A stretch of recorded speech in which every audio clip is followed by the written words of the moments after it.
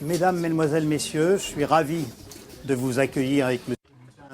et toute l'équipe des enseignants, tous ceux qui ont travaillé en haut dans l'administration et la direction pour mettre au point ce congrès.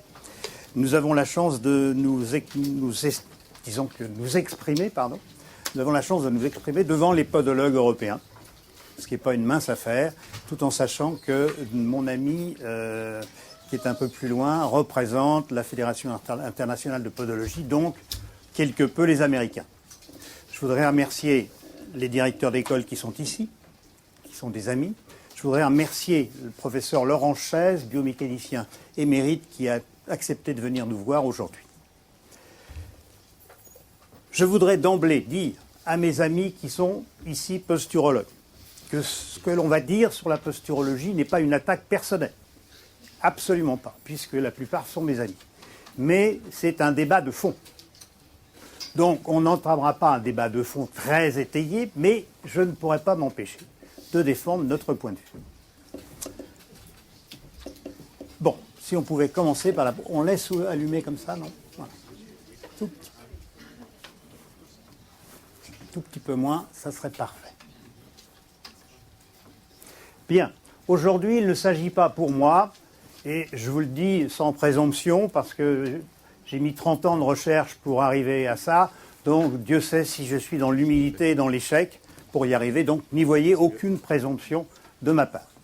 Il ne s'agit pas pour nous, aujourd'hui, ou pour moi et mes co-auteurs, d'aborder le pied sujet, le pied de la podologie qu'on connaît bien et que l'on traite tous les jours. Nous ne parlerons pas du pied sujet, mais nous parlerons du pied outil de traitement, vecteurs d'action qui sont dirigés vers l'appareil locomoteur pour traiter aux différents étages les pathologies musculo-squelettiques.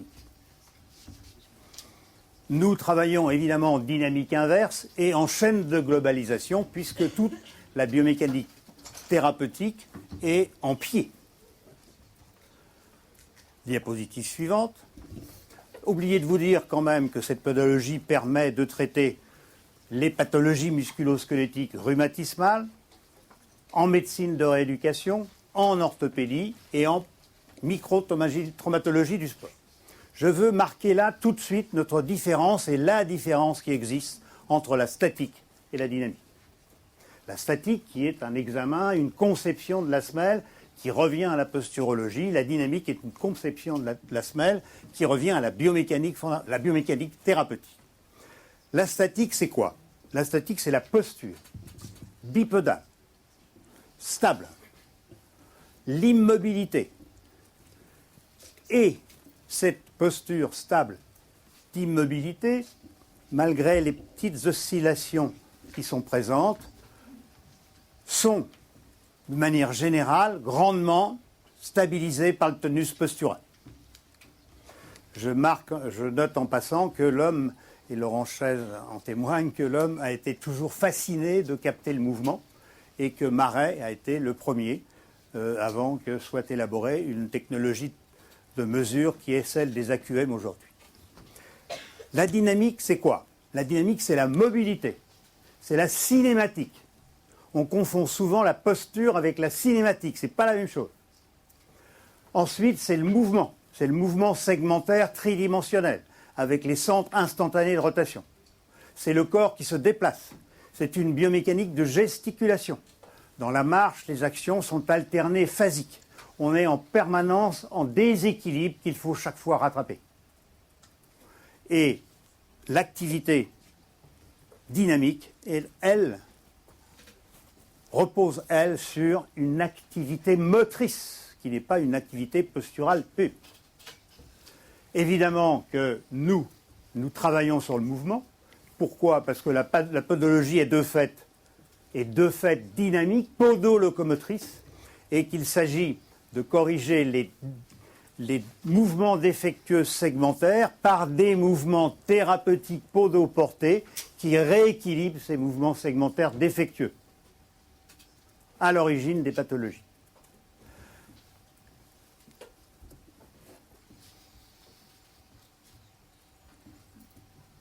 Diapositive suivante.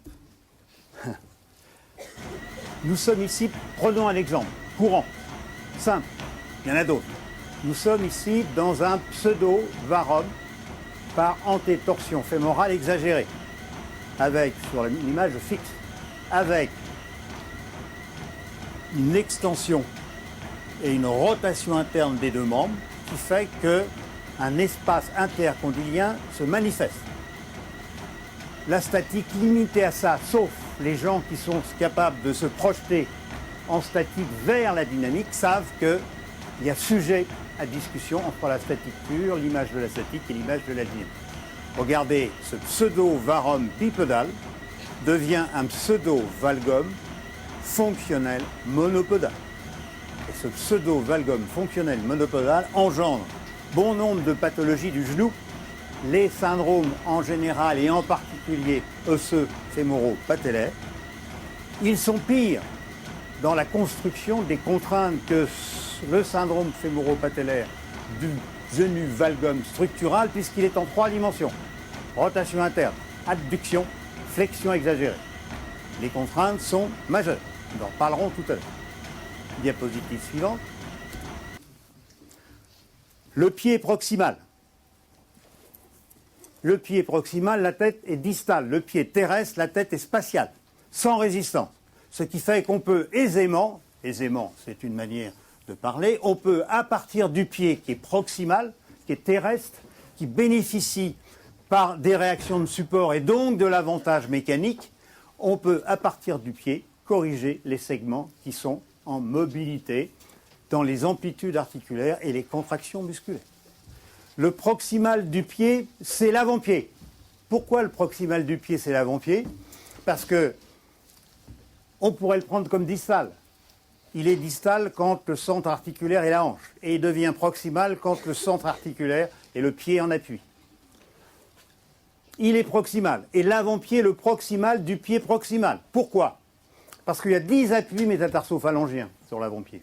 Si on enlève le 5e orteil qui est inefficace. 10 appuis directs au sol pour un appui talon qui est lui exclusivement équilibré par les actions musculaires. Alors on a 10 appuis osseux avec une largeur d'appui osseuse 2 fois plus importante que celle du talon postérieur. L'appui de l'avant-pied représente au sol 45% d'un cycle de marche. Pourquoi se priver de cet appui fondamental, puisque c'est l'appui de la réception du pied, de l'avant-pied au sol, de la stabilité? Pourquoi se priver de cet appui pendant que cet avant-pied est maître dans l'équilibration musculo-squelettique? Prenons un exemple. Vous avez ici un dysfonctionnement à gauche du pied en valgus, et vous avez ici, par la mise en place figurée d'un supinateur antérieur, d'un élément supinateur antérieur, qui occupe le pied talien, qui va donc résister à l'atterrissage, à la poussée en pronation de cet avant-pied, qui est couplé d'une hémicoupole, qui, elle, agit directement, sustentatrice, qui agit directement selon l'axe du membre inférieur. Il n'y a pas plus efficace. On en parlera tout à l'heure, ce sont des mesures qui ont été faites, la corrélation entre la pente du supinateur antérieur et la hauteur de l'hémicoupole. Comme nous prenons des empreintes, et que la détermination géométrique de notre orthèse part de la pente de l'avant-pied dans l'emprunteur,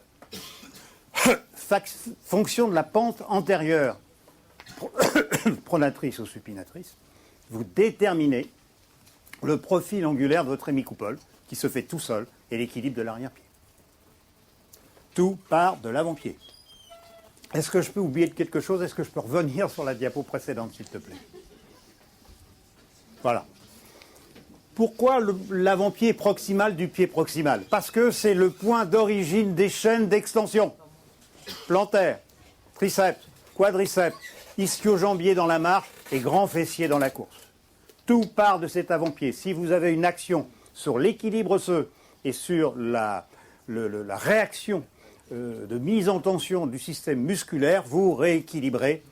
Vous avez un élément clé dans la rééquilibration des chaînes articulaires et musculaires. Là, on vous a montré ici les chaînes les forces externes de réaction. Toute la problématique d'un clinicien, c'est comment faire que les chaînes, que les forces externes pathologiques deviennent des forces externes thérapeutiques. Diapo suivante. Alors, on parle souvent des chocs, pas grave, je voulais parler des chocs de contact, on parle des forces de contact, on oublie de parler des ondes de choc. On s'est aperçu récemment que les ondes de choc étaient plus destructrices que les forces de contact appliquées dans un temps donné. Diapo suivante. Voilà nos orthèses. La prise d'empreinte, elles sont thermoformées, à mémoire de forme. La prise d'empreinte étant monopodale, en situation du pied et du membre corrigé, en situation, disons, on essaye de reproduire la situation unilatérale de la marche. Elle est inversement conformée au relief de l'assise plantaire. Elle est compacte.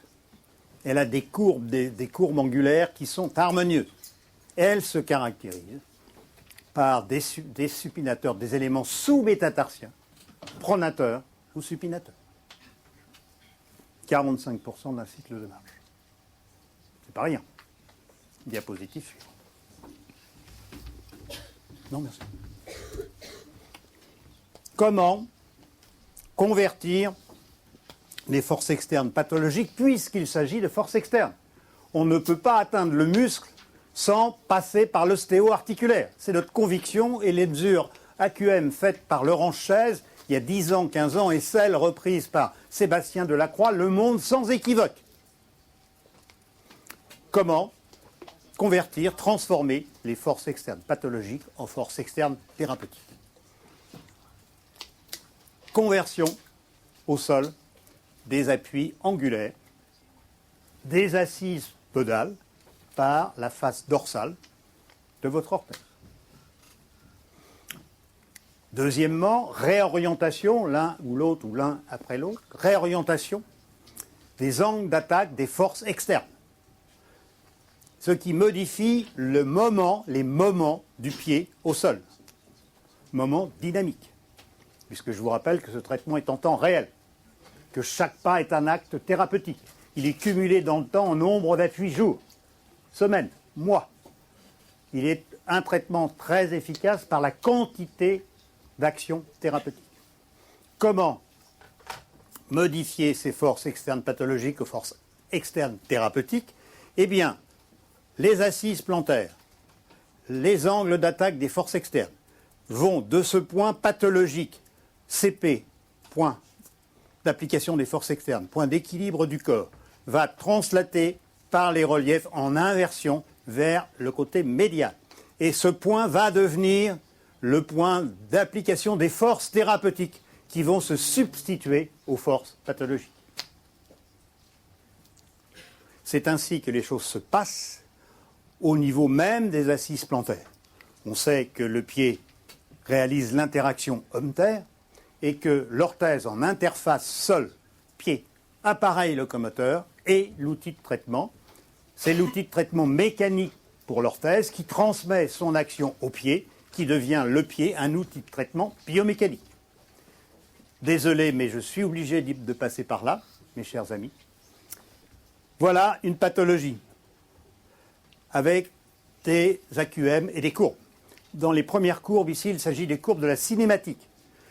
En rouge, la courbe pathologique. Superposée à la courbe pathologique grise, la courbe qui répond au traitement par orthèse proprioceptive.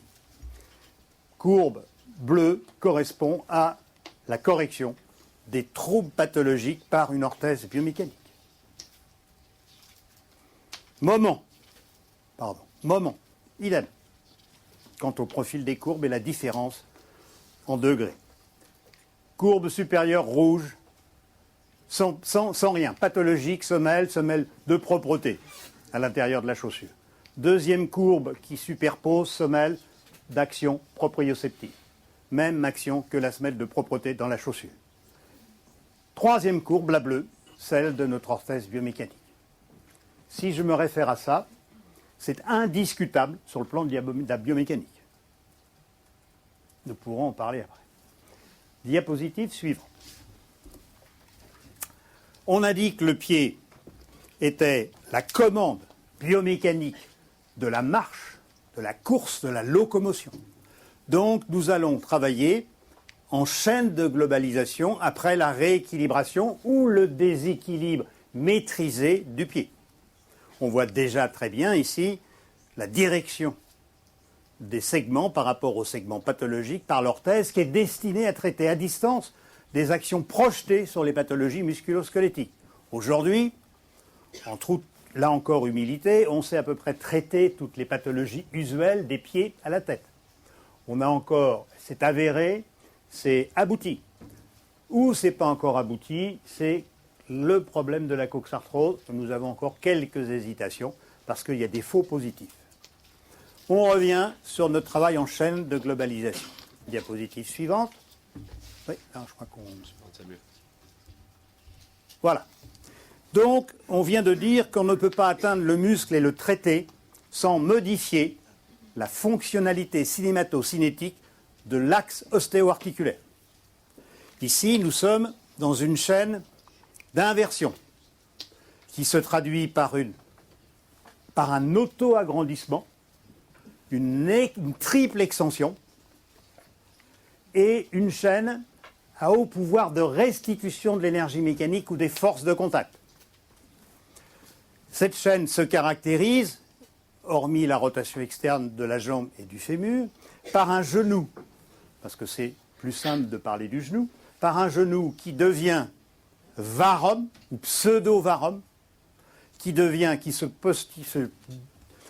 se projette en abduction, ABD, et en extension, l'inversion 3 dimensions. On retrouve la 3 dimensions, et vous verrez que le lien entre les assises podales et les assises pelviennes, notamment par la coxo-fémorale, tout s'organise autour de ces deux articulations. Dolto nous disait que le genou est asservi au pied et à la hanche. Lorsqu'on arrive au niveau de la hanche, cette rotation, ascension, va dans le sens d'une position fonctionnelle en coxavara, avec un point de contact qui descend en dedans et en bas. L'aile iliaque est en rétroversion. Le sacrum est en contre-nutation. Nous aboutissons ici à une, entre parenthèses, délordose, c'est-à-dire une diminution des contraintes postérieures discales et articulaires. On est donc globalement dans la rétroversion et dans la délordose et dans la sacrum et dans la... Ça va revenir. À l'inverse, dans la contre-nutation. Dans la contre-nutation, vous savez que les ailes iliaques s'élargissent et la symphyse pubienne se serre, à l'inverse de la nutation. Là, nous sommes dans l'éversion. Là, on était dans la restitution d'énergie, dans l'extension, dans la fausse jambe longue. Là, on est dans la flexion. On est dans l'éversion, on est dans la dispersion, dans l'amortissement et la dispersion d'énergie. On a donc une triple flexion, une rotation médiale, une adduction pour le genou et une flexion. On est dans un triple amortissement.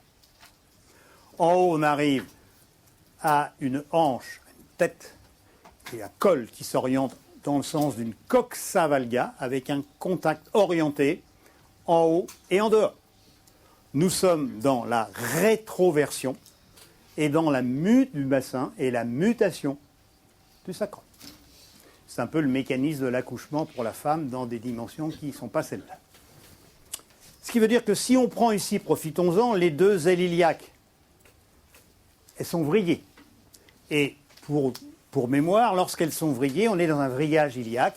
On a une aile iliaque antérieure qui va en avant, en bas et en dedans, pendant qu'on a une iliaque postérieure qui va en haut, en arrière et en dehors.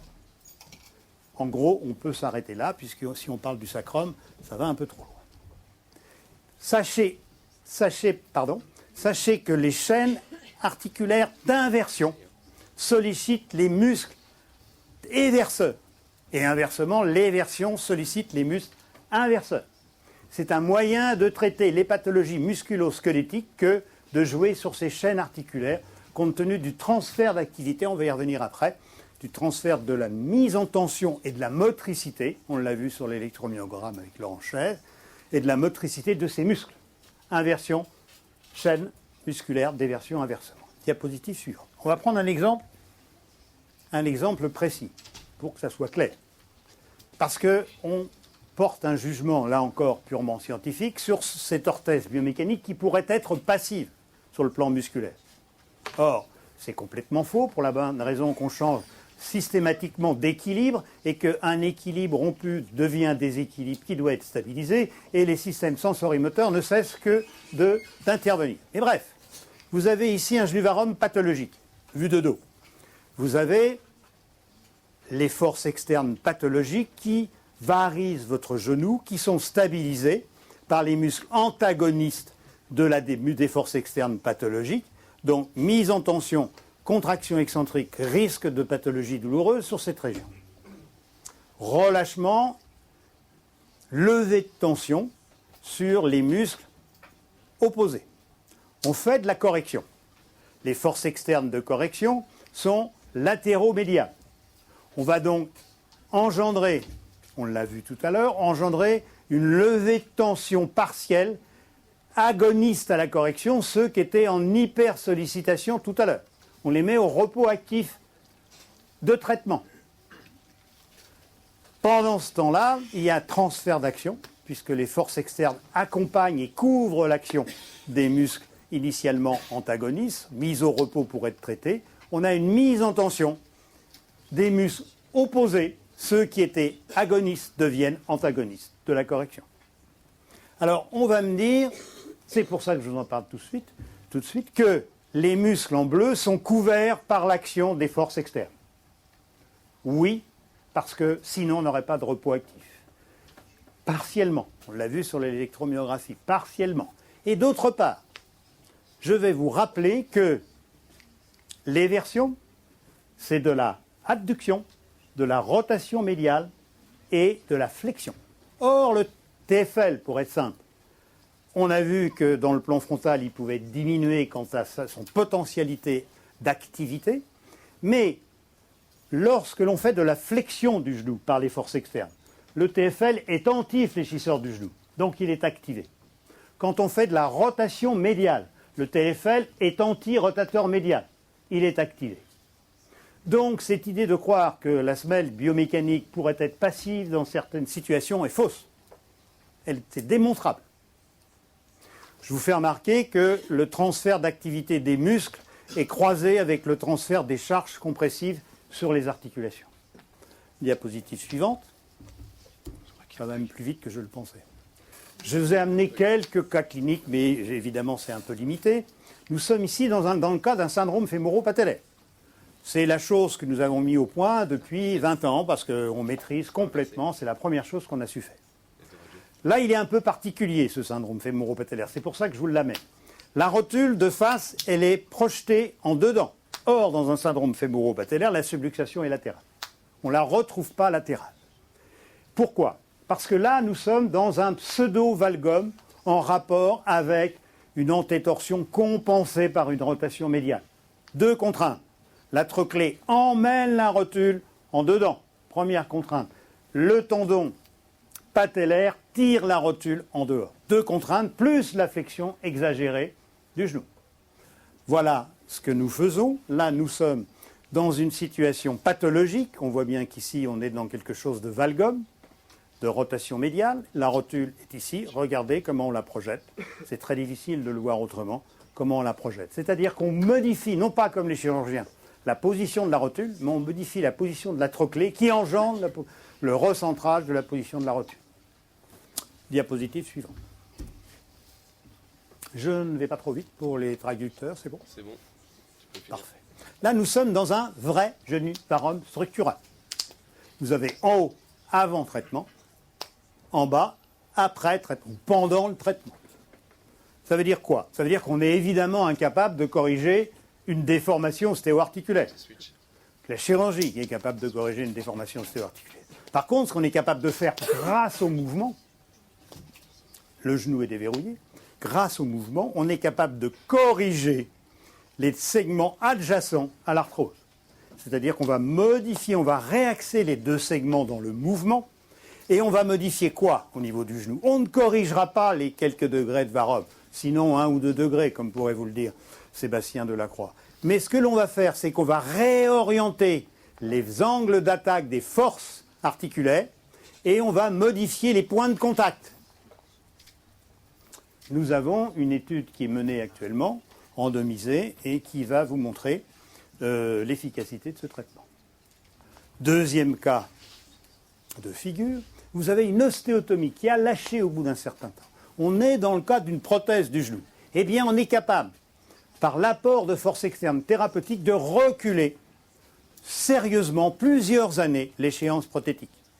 Ce qui veut dire que si couplé à une ostéotomie au départ, couplé à cette ostéotomie, un dispositif médical orthopédique plantaire qui renforce ses actions est un chemin de traitement conservateur, probablement, de l'arthrose du genou.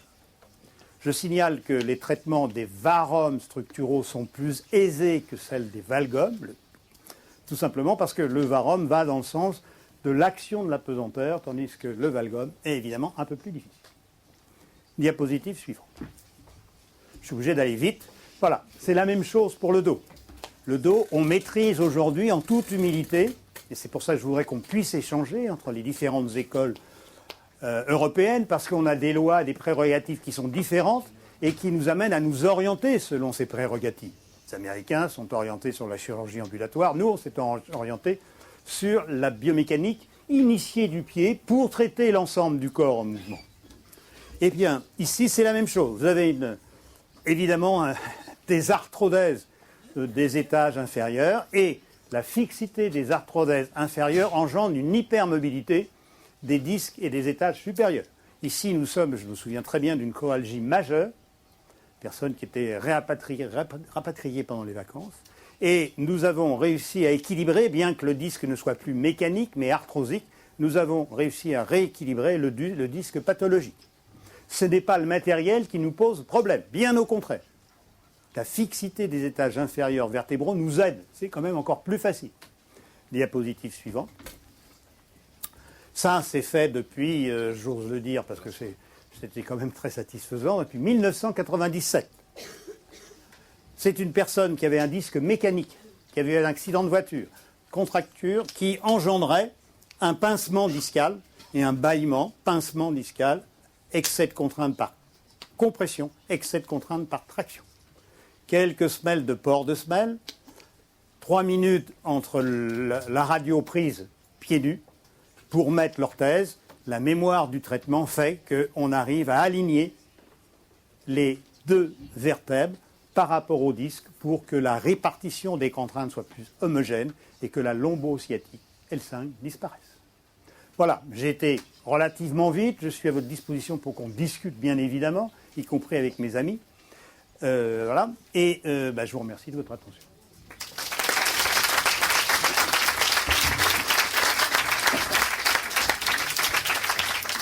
Merci à vous.